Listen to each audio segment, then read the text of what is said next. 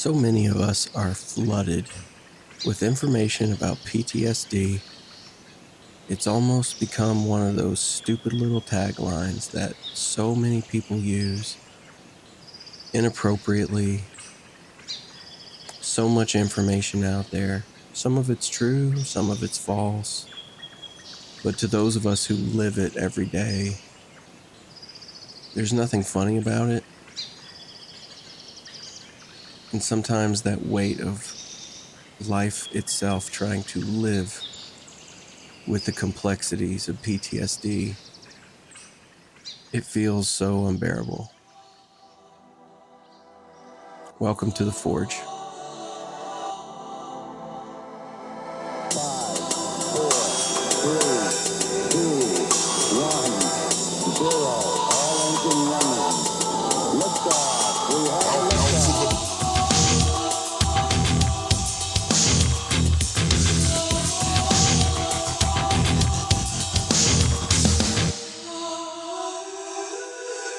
What's up, guys? Tyler Van Allen here, licensed professional counselor, trauma-informed, EMDRIA-trained EMDR clinician, specializing in veterans and first responders. Today's a big one.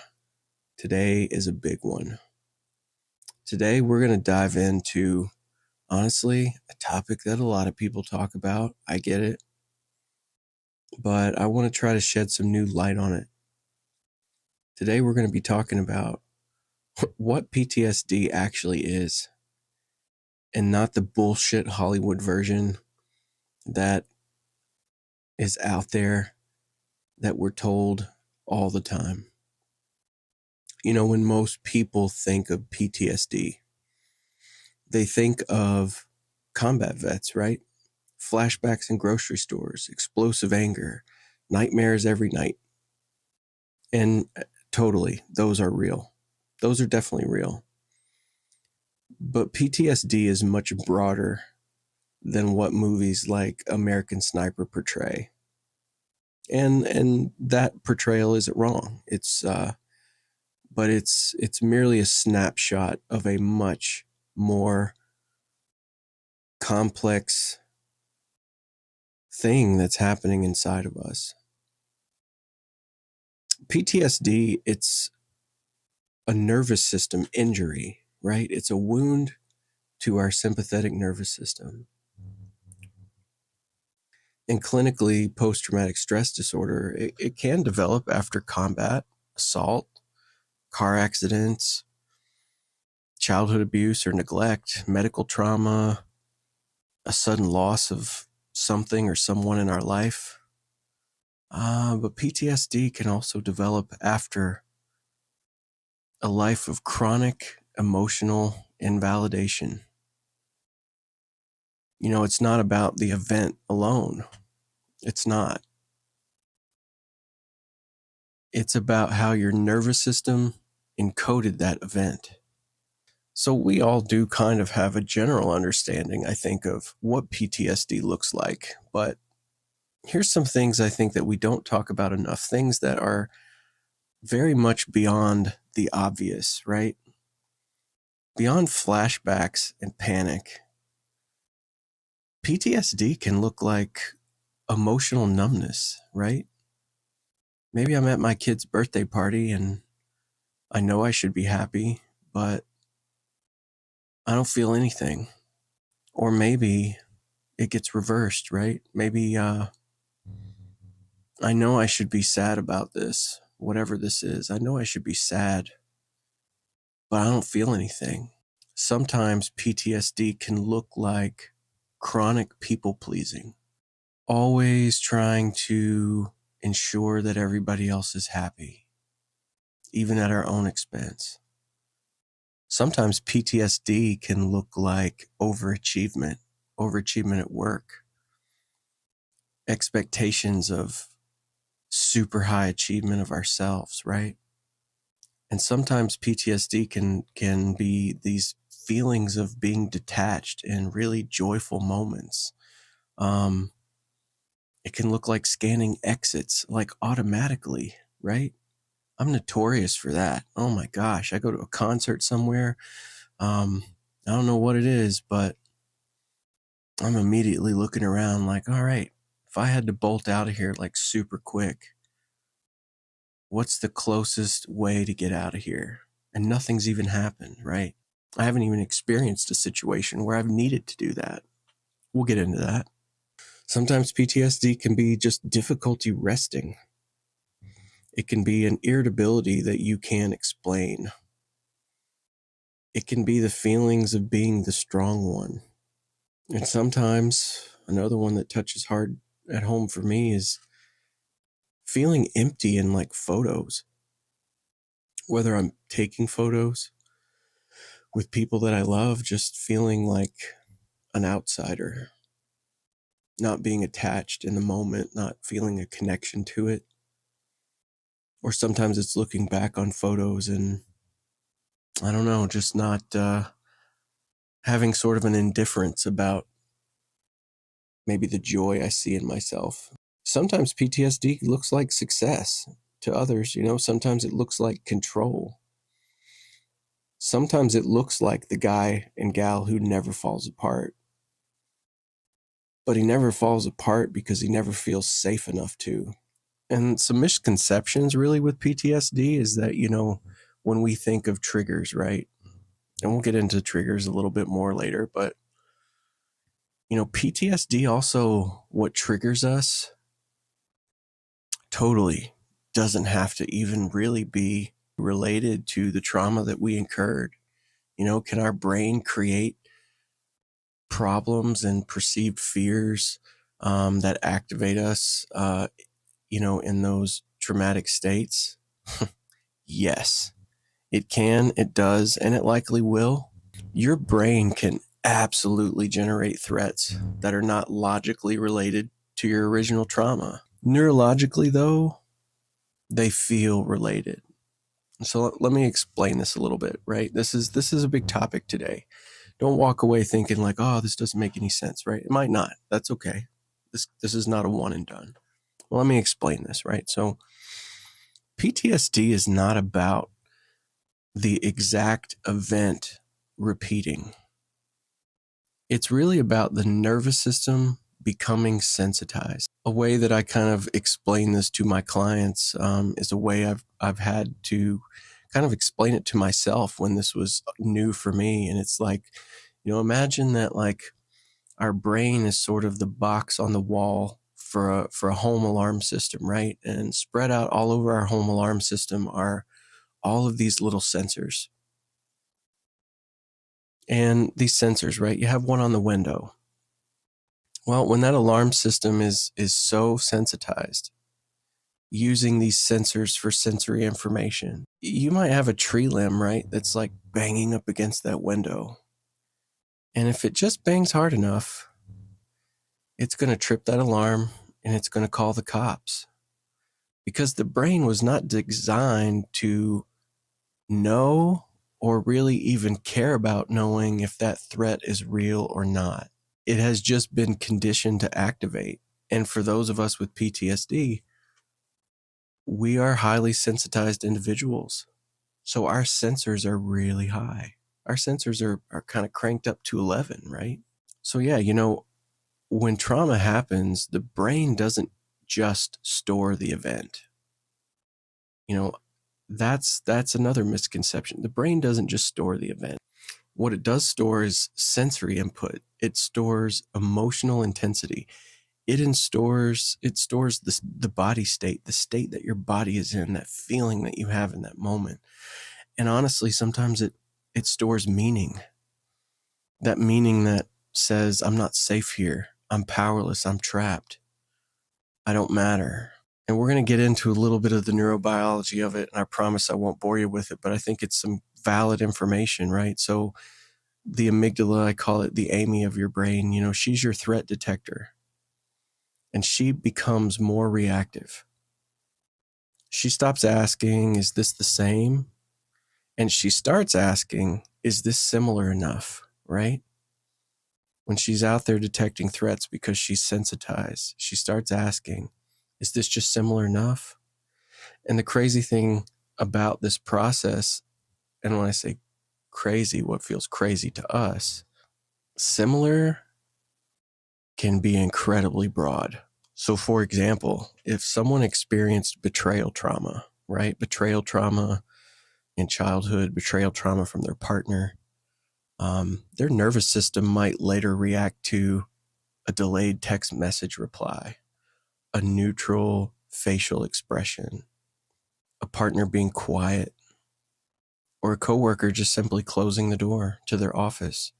None of those are the original trauma. None of those cause the original wound, but the theme matches. And the theme of that example is really uncertainty, disconnection, loss of control, right? The brain generalizes these things to protect you. The process is called stimulus generalization, right? And it's adaptive in dangerous environments. It keeps you alive. But in safe environments, it really can create what I like to call false positives, right? It's like a smoke detector that becomes too sensitive. You burn the toast, the alarm goes off. You take a hot shower, the alarm goes off. Someone lights a candle, the alarm goes off, right? The smoke detector, the old school smoke detectors, they're not, they don't know really what is causing the particulates that they were programmed to detect. They just know when a certain size and makeup of particulates floating around in the air just happen to occur in a higher amount of frequency or a higher type of substance, it's just going to activate, right? The smoke detector doesn't know if it's a fire, and it doesn't know if it's a hot shower, and it could give a shit. The brain is a lot like that smoke detector. The brain would rather be wrong and safe than right and harmed. And here's the deeper layer behind this. Sometimes the new threat in the present isn't even externally similar, but it touches the same core wound. So if your core trauma was powerlessness, you may react strongly to minor inconveniences. If your core trauma was abandonment, you may react to subtle emotional shifts in a friend or a partner. If your core trauma was shame, you may have a reaction to neutral feedback, right? Not even negative feedback, just neutral feedback. And if your core trauma was chaos, you may react to unpredictability. The trigger isn't random. It's more symbolic, right? Let's look at a trigger as not being just random and just happens here and there. It's really symbolic. And here's something really important, right? So the brain can also begin scanning for danger when things are calm. And I'm thinking of my vets and first responders out there. I don't know how many times I hear this from you guys and gals out there that if chaotic environments is sort of my homeostasis, either by training or just repeated exposure, then logically we might think, well, if I can have that high functioning in chaos, then shit, like when it's not existent, I should just be able to rock and roll. Doesn't work that way. I wish it did, but it doesn't. It's kind of like when we think about whatever has caused us this trauma, whether it be one event or many events or, a slow burn kind of type event, like your nervous system has learned that peace precedes pain. So in the moment of a traumatic experience, likely we didn't see it coming, likely it caught us off guard, likely we could have been kind of in a state of peace, homeostasis, existence, right? But that experience taught us that anytime there's peace, man, you better start activating because you never know, right? You never know. So then calm itself can feel threatening. And that's not irrational. That's conditioning. That's conditioning. So yes, your brain can generate unrelated threats. And that's what's tricky about PTSD. But from a trauma lens, they are related through emotion, meaning, body memory, survival. But the really good news is when trauma is processed through approaches like EMDR therapy, internal family systems therapy, or a really good trauma-informed therapy approach, the brain kind of becomes more accurate again, right? The smoke detector recalibrates itself. The sensitivity can kind of turn itself down. And the great thing is that a really good therapist, we're not trying to get you to lose your body's ability to protect itself. It just kind of stops seeing fire in the steam. That's what we're trying to go for, right? There's nothing that anyone wants to do to take away that ability to protect you. So going through a therapeutic process with working on trauma, processing trauma, it is not going to cause you to lose your ability to protect yourself. It's just going to stop seeing the false positives. It's going to work towards not having as many false positives. So for those of you that might think this is boring, I got to trickle in a little neurobiology here. You know, what is actually happening? And here's why I value neurobiology, the neurobiological information, because post-traumatic stress disorder is not just a weakness of the mind. It's not just something that we willed into existence. It's none of that. Like, there is some serious biological movement at play, right? I'm talking to a few of you guys online, and I definitely have heard this too in my own clients, is, you know, that word disorder, man, that's like, whew, that's touchy, right? Touchy. You know, and you might be hearing me say, well, if this is a wound of the nervous system, then how is that a disorder? But just hear me out for a minute. This kind of changed my mind too, a little bit. It's all kind of in like etymology of words. So when the word disorder, a little history lesson, right? So in the late 15th century, disorder meant destroy or derange the order of something. Disorder meant to throw into confusion. You know, that dis means not plus order, right? It replaced an earlier word from the 14th century from Old French, disordinaire. And that's kind of from medieval Latin, right? And that also means throw into disorder. But where it gets kind of interesting in how they define some of these words. So as we move up to like the 1520s, disorder as a noun kind of took over, meaning like lack of regular arrangement, right? Regular arrangement. That word regular, as a therapist, is always tied to like regulate, right? Not normal arrangement. What the fuck is normal? A lack of regular arrangement. And by the 1530s, the definition of disorder moved up to a disturbance of the peace. So for my cops out there, it's probably not too hard to get behind that. Disorderly conduct, right? Disturbance of the peace. But peace, I latch onto that word, right? Peace. Peace is like a sense of calm. Peace is a sense of like contentment, a sense of happiness, a sense of just feeling lighter, right? So if we think of disorder in this context, a disturbance of our peace, right? A disturbance of our ability to make peace, to curate peace.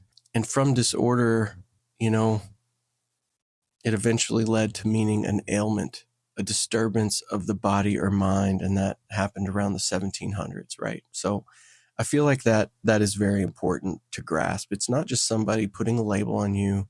Unfortunately, yes, you know, some people don't pick it apart the way that I did and see, well, what does the word disorder mean and where did it come from?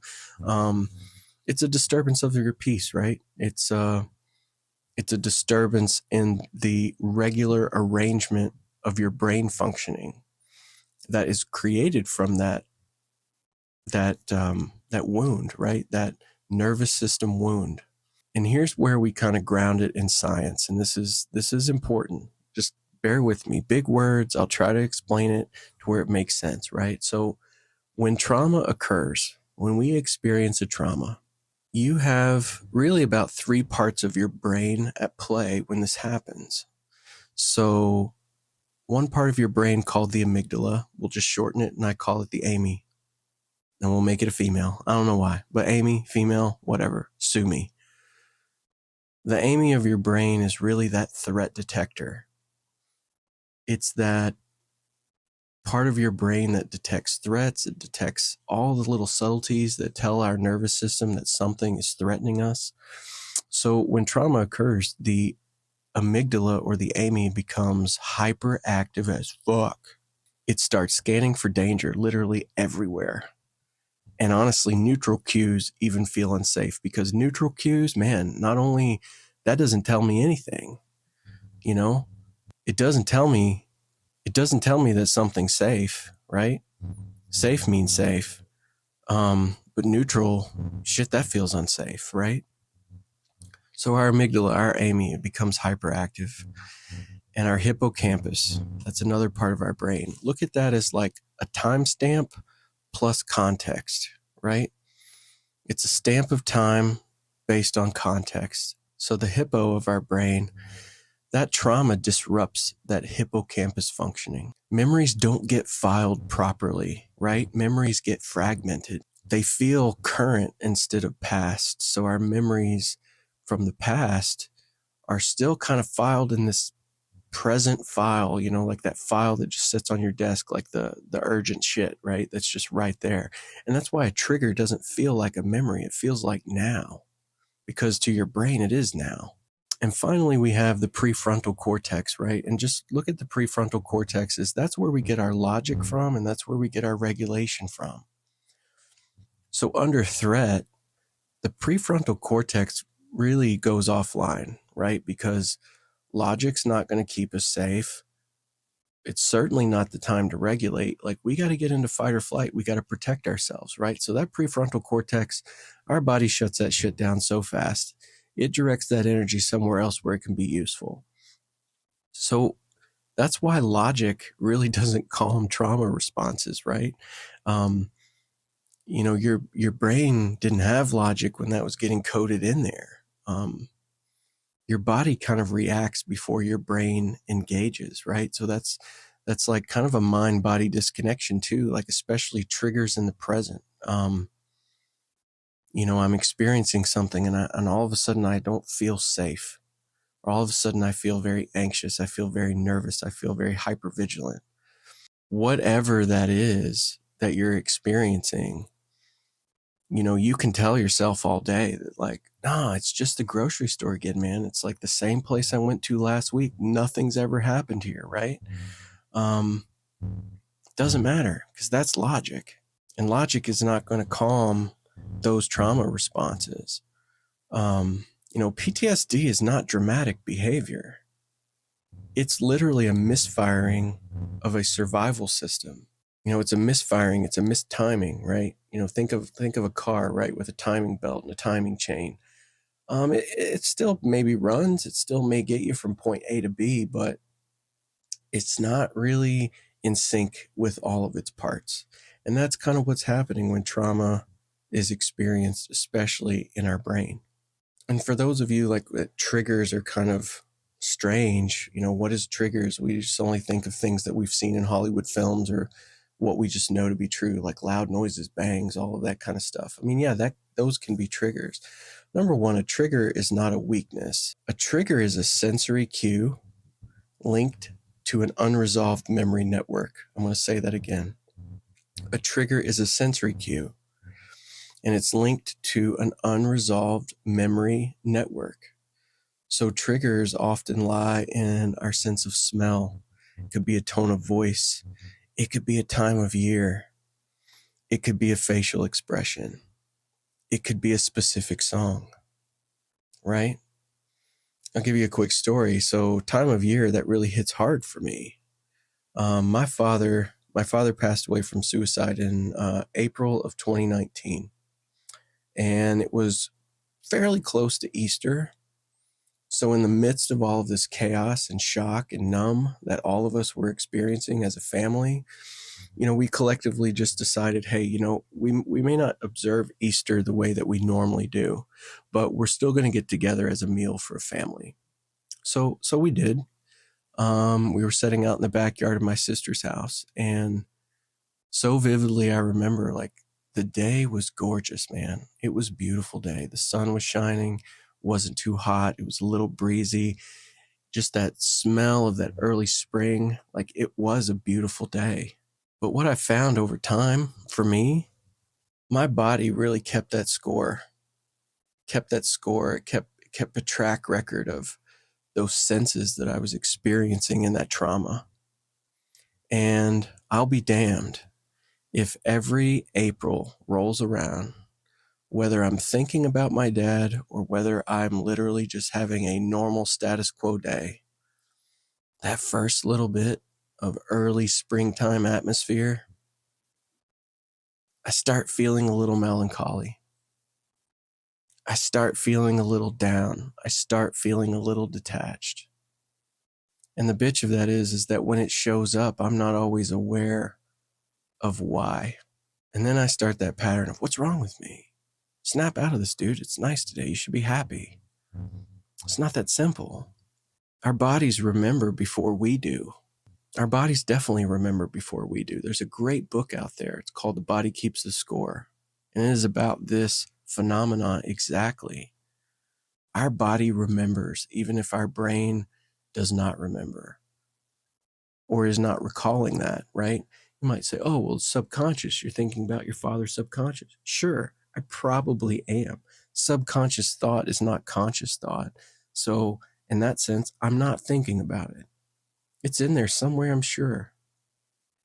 But what brings out those emotions that were linked to the past that now feel present in the future, that time of the year and all those senses around that time of the year are triggering. And they cause those emotions to come back up, because if I can feel those emotions again, then I can be activated to start to detect threats around me. That's kind of trauma at its finest, right? You know, the nervous system doesn't ask, are these things logical?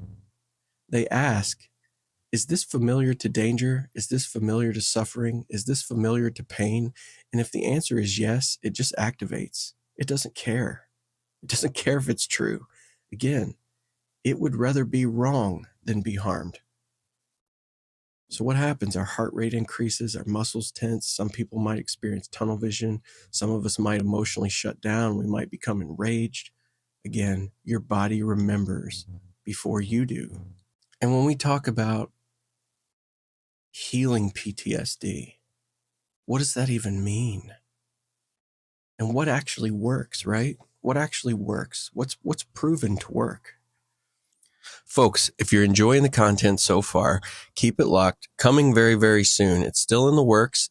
Not too much longer to have to wait. The Warrior's Manual is a manual that is being created for you, for me, a tool that sort of lines up with this podcast. It is 3 months, a weekly manual for you to get some grounding tools that actually work and function. There's prompts, there's quotes, things to help you forge a path ahead. It's not a self-help book per se. It's not some cheesy book filled with lots of psychobabble worksheets. Just real stuff for real people who are looking to get to know themselves again, who are looking for a little bit of clarity and ways that they can help themselves and put some of this weight down. So coming soon, our website is currently being built as we speak. The Warrior's Manual will be on Amazon. There's going to be hard copies. It'll be available right through our website. We also have a digital copy. So for me personally, I love the hard copy. There's something about putting pen to paper that really is just very grounding. But for those of you, we have a digital copy that's going to be available. You can pull that right up on your phone, right up on your iPad, on your computer, and you can actually work through it in that sense too. So keep it locked. Definitely we'll have more information to come on the Warrior's Manual. Thanks so much. So now we shift into some hope here, but realistic hope, right? This isn't no fluff, no filler, no bullshit commentary, right? This is the hard reality of PTSD. There is no overnight fix, all right? I'll be honest enough with you guys to say this is not going to be fixed overnight. But healing is absolutely possible. Absolutely possible. I rarely like to speak in absolutes, but healing is literally for everyone. That variation of healing, what healing looks like, that's different across the board for everybody, sure, but healing is absolutely possible. So when we think about healing PTSD, obviously the first thing that comes to mind is our traditional talk therapy, right? I'm going to go to therapy, I'm going to talk it out, right? Traditional talk therapy, this is what talk therapy can help with, right? It can help build insight. It can help create safety. It can help reframe our beliefs as it relates to that trauma. And it can also help to develop some regulation tools. It really can, right? Here's the honest part of this. Talk therapy alone often doesn't fully resolve trauma stored in the body, at least not as quickly as we would like. That does not mean it's not helpful. That does not mean that you're not going to find relief in talk therapy. It's just a simple acknowledgement of what's the reality of this modality of treatment, right? What we can expect if we really engage in talk therapy alone, trying to work on our PTSD, the turnarounds we can look at is we can definitely see a reduced symptoms in months, right? Deep trauma patterns often take a little bit longer. They often take a little bit longer. Talk therapy is cool, especially the building insight part, because what once is something that becomes so mystifying to me, that maybe carries so much shame and guilt, and I don't have an understanding for it, talk therapy can help cultivate this new knowledge that says, no, this really is a thing, and this is not a matter of me just being weak, or this is not a matter of me just like thinking differently. Like, this is a real thing that's happening, right? And that gives us a better sense of control over what's happening, because now we can see it clearly, we can understand it for what it is. That gives us hope, a hope that we can come up with a plan, a further plan. Another really cool modality of treatment that I feel is amazing for post-traumatic stress disorder is IFS, internal family systems. So IFS was developed by this cat, Dr. Richard Schwartz. And IFS views trauma through parts. So parts meaning parts of us inside of us, right? So the three main parts, right? We have our exiles. So our exiles, those are the wounded parts of us. Those are the parts of us that were harmed. Then we have our managers, and those are the parts that try to control everything, right? They control they're the control parts. And then we have the firefighters, go figure, that's actually what it's called. Those are the reactive protectors. They just show up. They put out anything that smolders, anything that looks like it could smolder, and they just show up all the time, right? Our little threat detectors, they go in, they try to heal things, they try to fix things, they try to correct in real time.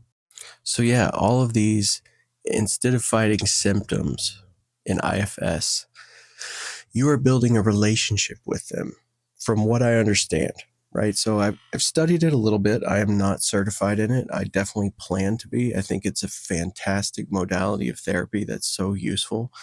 Again, from my understanding, it helps reduce internal shame.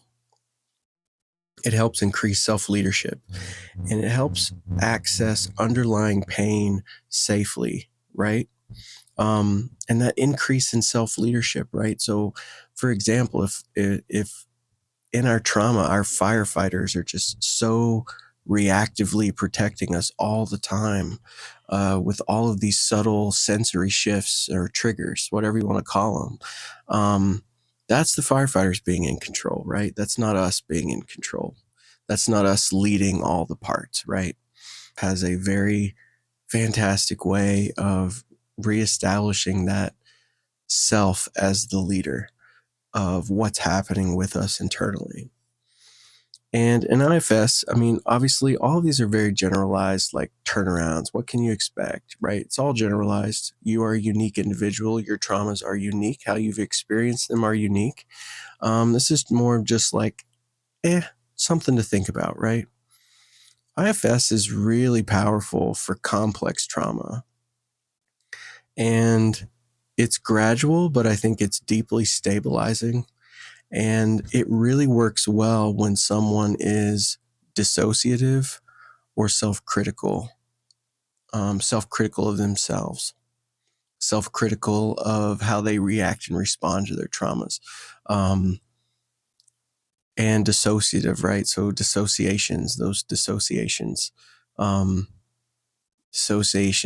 those numbing outs, those detachment moments, right? My life's a movie and I'm just watching it, but I'm not really a part of it kind of stuff. We could do a whole entire episode on dissociation, and I'm actually going to write that down. I think we will. And finally, there's so many modalities of treatments out there. Don't think that these are like the top 3. These are just some that I really believe in. But finally, I want to talk about EMDR, right? It's a big therapy that's really popular right now. Stands for eye movement desensitization and reprocessing. We could also have a whole episode on EMDR. Maybe we will, but I'll just give you the blips of it right now. EMDR was developed by Francine Shapiro. I believe she's a doctor. Of course, I'm sure she's a doctor.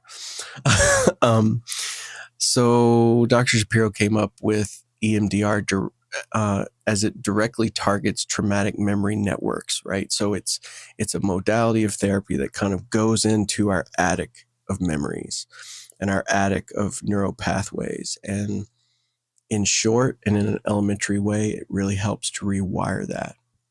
And it uses bilateral stimulation. So eye movements back and forth, tapping on either one of your shoulders or your knees, or tones, or visual stimulation with a light that goes back and forth. And what it does is they activate the memory. An EMDR clinician will help you reprocess it and essentially file it properly in the brain, right? File it properly in the brain. And this is where we often see dramatic shifts, right? So after when I conduct an EMDR therapy session, what I often hear people say is, this memory doesn't really feel charged anymore. It's still there. I can still recall it. I can still see it. It just doesn't have the same charge. Or I hear, it feels like it happened, but it kind of feels like it's over. And that's so awesome, right? Because there's not any therapy in the world that's going to erase this traumatic experience for you. And we wouldn't want to do that. That's a part of you, right? That's a part of your life experience. Like, we want to get to a point where we can honor those experiences as a whole, not be dictated by them every single day. So EMDR, man, it's kind of magical. It's pretty cool. It's grounded in science. There's a lot of research on it. I've seen proven efficacy of it. Sometimes with single incident trauma, an EMDR sessions can shift that in weeks. I've had some people, depending on the trauma, depending on the person, depending on how it was wired, obviously, feel better after a couple of sessions. Is everything healed up? No, not at all. But better. Complex trauma, obviously it takes longer, right? There's more wiring to do. There's more work to do. There's more filing and sorting that has to take place, and that's understandable. But EMDR requires a degree of stability, emotional regulation, right? And proper preparation. And for EMDR trained clinicians, especially those who have been trained by EMDRIA, you will likely, if you have that type of EMDR clinician, you're likely going to spend an entire session on preparation, what we call safety and resourcing. And what that entails is giving you tools in real time where you can actually see the mind and body symptom shifts as you use some of those resourcing tools. Resourcing tools through imagery, resourcing tools through container exercises, resourcing tools through tapping into a higher power, a higher sense of self. It's very broad. It sounds very broad, and it kind of maybe sounds very complicated. It's really not. It's really not. It really is one of those things where you have to experience it to get a full understanding of what it's like. But that shit works, man. That shit works. I have been on the client side of EMDR therapy. It's quite remarkable. It really is. It's a much different experience than just sitting there and talking it out. My own experience, I actually kind of saw in my mind like some subtle shifts and changes in the way things feel in my body compared to some of those images. So yeah, some things to think about. But I think most importantly, as we're kind of getting down to it, is what does healing actually look like from PTSD, right? What does healing look like? Well, I'm gonna just be honest. Healing PTSD does not mean you never get triggered ever again. Healing does not mean you forget what happened to you, and it certainly sure as shit doesn't mean you become soft, right? Healing can look like maybe our memories lose some of that negative charge, right? Or maybe we notice that our body doesn't really hijack us as much when we experience some of those triggers. Maybe healing means that you can kind of stay present in joy a little bit. And for some, maybe healing means that I don't have to have this armor on 24/7, right? The goal of healing from PTSD is not about erasing the past. It's about updating the nervous system. It's about realigning those neurological parts. It's about, think of it like a car, it's about getting all of these parts into the right time, the right sync. So everything's kind of firing correctly together and one's not tripping up over the next and so on and so on. And I know that's very vague, but healing in that sense as a therapist, that's what it looks like to me. It's not about erasing the past. It's not about just moving on with life as if like nothing ever happened. That's bullshit. And I think that's dangerous bullshit too, because if we set that expectation for ourselves that healing looks like this, XYZ, and that's a misconception, then we're already kind of complicating this whole thing for ourselves. We really are. Because now if I don't reach that expectation, well, man, I'm just that much more broken, right? I'm just that much lower. I'm just that much further from having anything. Or, I'm never going to have this. And it's like, well, dude, like you've set your expectation, not really grounded in like reality, and that's not to say that healing does not mean that you're never going to have a normal life again. You totally are going to have a great life,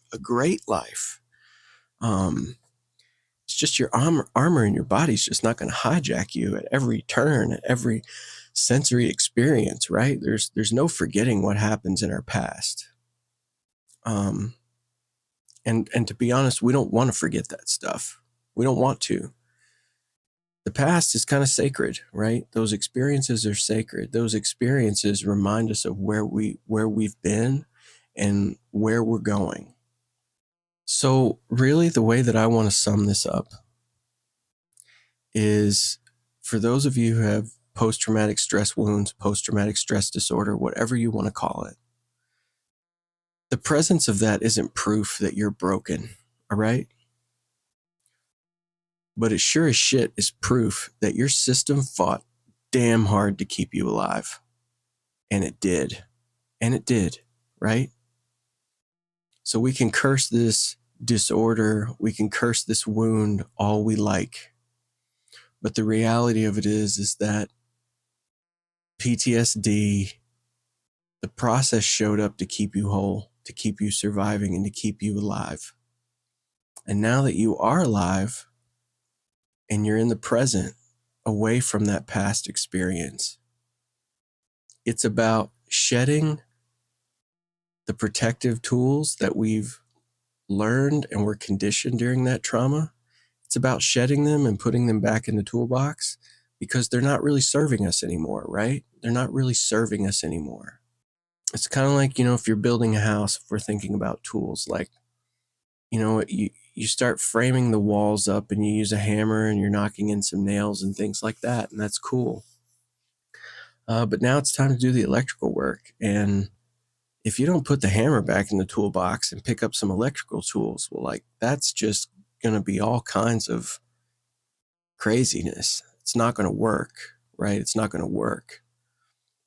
And the harder we try to make it work, the more frustrated we're going to get, right? So it's about taking these protective tools, this protective conditioning that we picked up along the way that has helped us survive this trauma. It's about putting it back in the toolbox, right? And it's about replacing it with tools that actually serve us in the present. That's what healing, I guess that's what healing is to me, right? And finally, I just want to remind you guys, at the Forge, our goal is to never shame this armor that we carry around. That armor is sacred too, right? Your brain activated in a way that had to keep you alive, had to keep you surviving, and it did its job. It did its job. So we don't want to shame that armor. We don't want to shame that to bring ourselves down. We want to thank it. We want to thank it for showing up. Thank you for showing up. Thank you, brain, for showing up and getting me through this and helping me survive this. And now we just learn to set it down. That's all. We don't shame it away. We don't curse it away. We just say, hey man, thanks. I appreciate you showing up. Thanks for helping me survive. Now it's time to put you away. It's just time to put you away. That's all. That's all. Guys, I know this was a lengthy episode. I thank you so much if you stayed with me every step of the way. And listen, I'm not an expert on this stuff. I work in it every day. I'm sure what I have is a little beyond common knowledge, but there's always so much to learn. There's always so much to learn in each of you. Everybody is unique. Everybody's trauma experience is unique to them. And so no therapist out there should ever treat you like they're the expert of your lives, because they are not. I am barely an expert of my life, much less an expert of yours. Do your homework. Find skilled clinicians that are reputable. And ultimately, find someone that you believe in, right? Find somebody that you personally believe in. I don't have to have the most credentialed therapist in my arsenal to heal. I just have to have maybe somebody that I really believe in because they believe in me, and they're going to hang in there with me, and they're going to figure it out, and they're going to try to work on finding answers that maybe they don't have. They're not going to give up, right? That's hope, man. That's hope. That's what connects us again to that higher power that says, we can do this. We can do this. Thank you guys so much for listening. I'm going to drive that spike into the beam after this. Have a nice little collection going so far. Thank you so much for listening. If you're out there and you're struggling with this, you are not alone, and you're not broken. All right? You're not alone, and you're not broken. And many people don't have to understand what you're going through. But what you're going through does need to be acknowledged, and it does need to be validated. You're not crazy, okay? You're not crazy. You're healing. That's what's important. You're healing. All of you guys, I love you guys so much. Any questions, comments, hit me at the email address. Comment below. If I missed out something that someone feels is important, let me know. I'm happy to address it in later episodes. If you have any questions, if something didn't land right for you and you're like, that makes no sense to me, or I don't agree with that, dude, all day, man, all day. I'm a human. I want to listen. I want to hear these things. Let's have a conversation about it and see what we can come up with. The day we stop learning, man, we're screwed, right? We're screwed. So let's learn together. Let's learn together. Let's figure this out to help all of us be the people and have the lives that we deserve, right? All right, everybody, take care of yourself. The better that you take care of yourself, the better you'll be able to show up for the people that depend on you. Stay wild, everybody. Social media isn't a replacement for therapy. And while I am a therapist, I am not your therapist. Please reach out to your local resources or call 988 if you are in crisis. This is educational content only, not therapy or a replacement for it. Rather, a little education for you along your way, along the journey. In chaos will thrive!